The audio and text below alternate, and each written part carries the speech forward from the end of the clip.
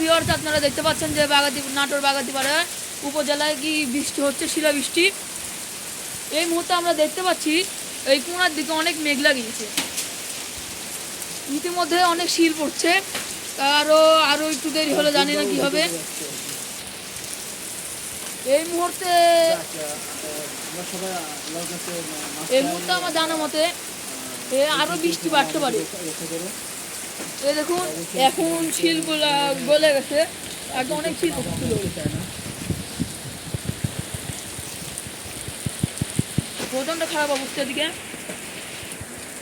এখন মূলত ফলের মৌসুম, মানে গাছে আম, জাম, কাঁঠাল, লিচু, ফল, এই শিলের কারণে আমাদের গম আসছে, বিভিন্ন ফসল আমাদের ফসল আছে, এই শিলের কারণে যেগুলো অনেক নষ্ট হয়ে যায়।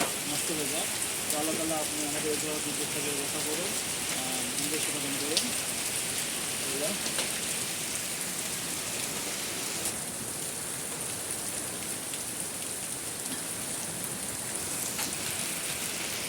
তোমাদের কি অবস্থা? ভেজে গেছে তো? যাও পড়ে যাও, ভিতরে যাও,